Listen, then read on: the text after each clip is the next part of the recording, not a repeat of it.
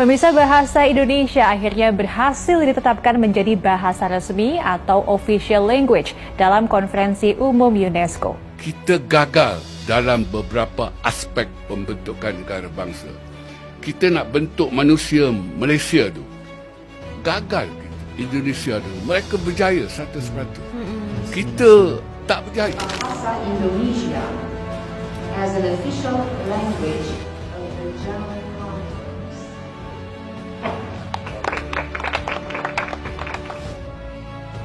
Bahasa Indonesia mencetak sejarah.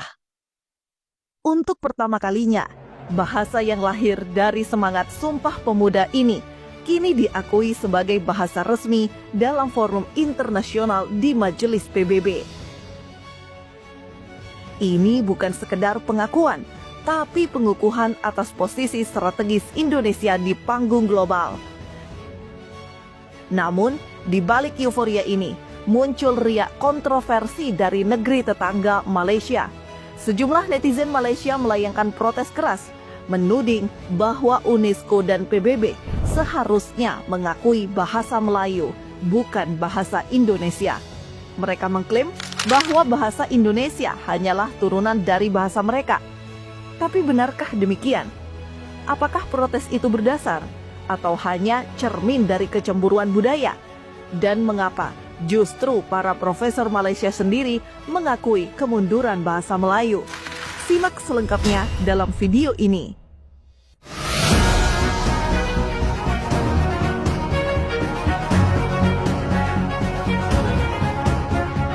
Pancasila, Pancaazimat, Trisakti harus kita pertahankan terus. Malahan harus kita pertumbuhkan terus.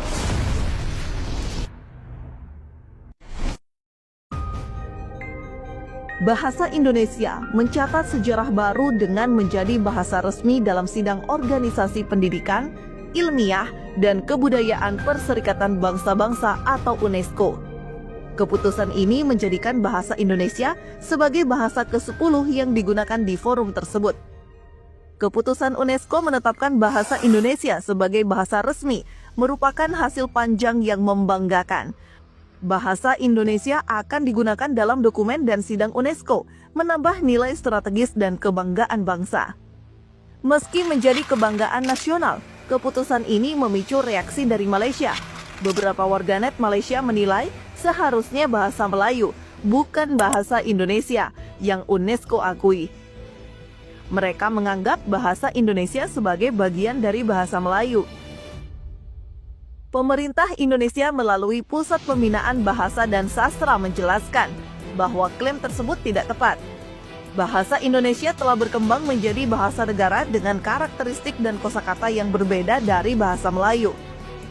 Nah, muncul pertanyaan dari sidang, akan menggunakan istilah apa? Saya bertahan untuk menggunakan nama bahasa Indonesia. Ada yang protes, itu kan bahasa Indonesia asalnya dari bahasa Malaysia, bahasa Melayu. Bahasa Indonesia itu sekarang sudah berbeda dengan bahasa Melayu. Bagi bangsa Indonesia, ya, bangsa Indonesia, status bahasa negaranya, bahasa nasionalnya, itu adalah bahasa Indonesia. Bahasa Melayu adalah satu di antara 718 bahasa daerah. Berarti bagi kita, bangsa Indonesia, bahasa Melayu adalah bahasa daerah statusnya, bukan bahasa negara, bukan bahasa nasional. Bahwa di Malaysia, di Brunei itu menjadi bahasa negara, menjadi bahasa nasional, itu urusan mereka. Bahasa Indonesia memiliki keunikan tersendiri karena bersumber dari 718 bahasa daerah di seluruh Nusantara. Setiap tahun, Badan Bahasa menargetkan 500 hingga 1000 kosakata bahasa daerah untuk ditambahkan ke dalam Kamus Besar Bahasa Indonesia. Meskipun mendapat protes dari netizen Malaysia, pihak UNESCO dan PBB tetap pada pendiriannya. Mereka menegaskan bahwa penetapan bahasa Indonesia sebagai bahasa resmi didasarkan pada fakta linguistik, historis, serta jumlah penuturnya yang mencapai lebih dari 275 juta orang, menjadikannya salah satu bahasa dengan penutur terbanyak di dunia. PBB menekankan bahwa pengakuan ini adalah bentuk apresiasi terhadap kontribusi Indonesia dalam bidang pendidikan, ilmu pengetahuan, dan budaya di tingkat global.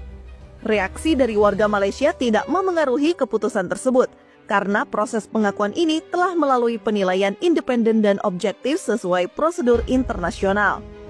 Tidak hanya mempermasalahkan bahasa Indonesia yang resmi menjadi bahasa internasional, netizen Malaysia pun mengklaim bahwa Indonesia setuju bahasa Melayu menjadi bahasa ASEAN.